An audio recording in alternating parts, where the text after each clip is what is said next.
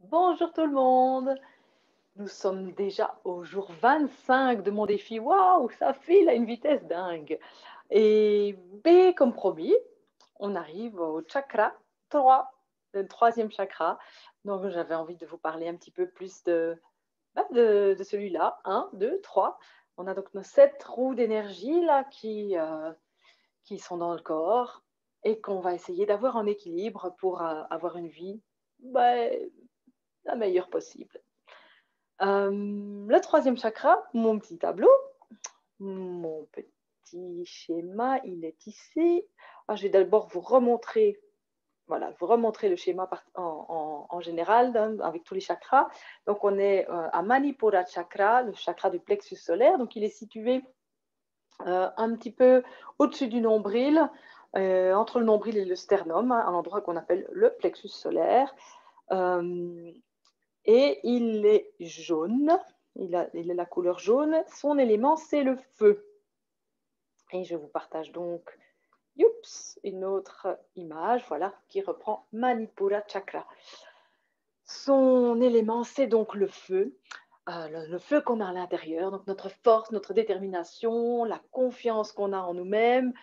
Euh, Quand on est en équilibre avec ce chakra, on est responsable, on est une personne responsable, quelqu'un de fiable, on a une bonne discipline, donc on a une bonne énergie, on n'a pas peur de prendre de risques, on a confiance en soi, on est assez spontané, positif, on peut prendre quelques risques. Voilà, ça c'est l'équilibre au niveau du troisième chakra. Et ben, quand on est un petit peu en déséquilibre, ça peut être soit de manière excessive où on va être dominant, on va être contrôlant, on va vouloir imposer sa façon de voir les choses aux autres, on va être arrogant, hyperactif aussi, perfectionniste, on veut que toute l'attention vienne sur soi, donc là c'est en excès. Maintenant, quand on n'en a pas assez, quand on est déficient, on va dire plutôt dans ce chakra, on est quelqu'un qui va manquer de confiance en lui, oui, qui va avoir une faible estime de lui-même, euh, qui va être soumis par rapport aux autres, qui va être un peu passif, mou, manquer d'énergie.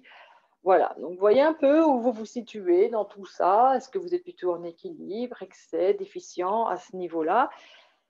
Et c'est également le chakra de notre ego. Et donc, notre ego, c'est notre identité individuelle, c'est notre définition, entre guillemets, telle que la société nous met des étiquettes aujourd'hui. Donc, par exemple, en ce qui me concerne, que pourrais-je dire? Ben, je suis une femme, 47 ans, 3 enfants, secrétaire juridique d'une part, professeur de yoga d'autre part. Euh, Qu'est-ce que je pourrais encore dire? Ben voilà, je suis propriétaire d'une maison. Voilà, je suis en formation, euh, je suis une maman, je suis divorcée, enfin bref, on va s'arrêter là. Vous voyez ce que je veux dire. Donc ça, c'est notre ego, c'est notre étiquette individuelle, telle que la société, en tout cas, nous l'édicte. Mais c'est aussi donc notre façon d'être nous. Et le tout est de trouver un équilibre au niveau de cet ego. C'est-à-dire qu'il faut qu'il soit, on en a besoin pour se mettre en action, pour prendre des risques, pour avancer, pour avoir la bonne énergie. C'est de notre ego dont on a besoin. Donc, on a besoin de cet ego. Il ne faut pas vouloir le bannir à tout prix, comme on nous dit parfois, ah, ça c'est l'ego, attention, attention. On en a besoin. Le tout est d'essayer de pouvoir l'utiliser correctement. C'est-à-dire de ne pas, enfin, qu'il ne soit pas notre maître, mais qu'il soit plutôt notre serviteur. Et donc, en sachant plutôt prendre du recul, je vais parler vite et puis je fais blablabla. Bref, en sachant prendre du recul par rapport à nos ressentis, à nos émotions, à ce qui se passe, à pouvoir s'observer, ça nous permet de mieux maîtriser comme ça ce mental et de lui donner l'énergie nécessaire pour, enfin, qu'il ait, lui, la bonne énergie pour nous faire avancer dans la bonne direction. Ça aussi, c'est trouver un équilibre, c'est avoir la bonne énergie, mais pour avancer dans une direction claire, savoir où on va. Parce que si on a beaucoup, beaucoup d'énergie, mais qu'on ne sait pas quoi en faire, ça n'est pas très utile. Par contre, si on a plein d'idées, mais que ça reste idée et qu'on ne passe pas à l'action, ben là, on n'avancera pas dans sa vie non plus. Je vais revenir avec vous. Je vais arrêter l'image. Voilà. Donc, le tout, c'est de se mettre en action, passer à l'action. N'attendez pas d'être parfait. La perfection n'existe pas. Comme nous dit Maryse Lehoux, bah oui, mieux vaut fait que parfait. Et puis, n'ayez pas peur de faire des erreurs. On fait tous des erreurs. Et il ne faut pas en avoir honte. Ça, c'est aussi le problème dans notre chakra numéro 3. Quand on a beaucoup de honte, c'est qu'on n'est pas fort en équilibre. Non, n'ayez pas honte de qui vous êtes, n'ayez pas honte d'essayer et d'échouer.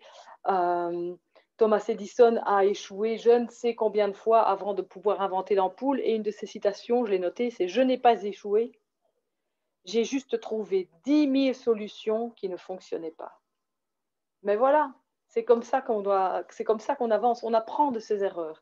Et donc, n'ayez pas peur de vous mettre à l'action, de prendre des risques,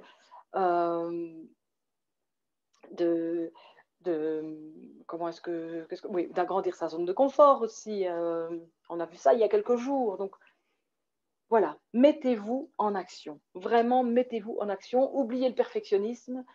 Et ce que vous pouvez faire aussi, chaque soir, je vous avais déjà dit, on a parlé il y a quelques semaines, déjà, ça va vite, de la gratitude. Vous avez dit, prenez la peine de noter tous les soirs 5 gratitudes pour avoir vraiment cet esprit positif qui se développe. Eh bien, en plus de 5 gratitudes, vous savez ce que vous pouvez noter? 5 réussites de votre journée, 5 choses que vous avez faites aujourd'hui et dont vous pouvez être fier, même des petites choses, même des petites choses infimes, mais 5 choses, voilà, pour avancer, vous mettre en action et rayonner. Rayonner autour de vous. Voilà, ça c'est notre feu intérieur qui s'exprime. On va le faire en yoga par l'intermédiaire des guerriers notamment, qui vont nous apporter un peu plus de confiance en nous.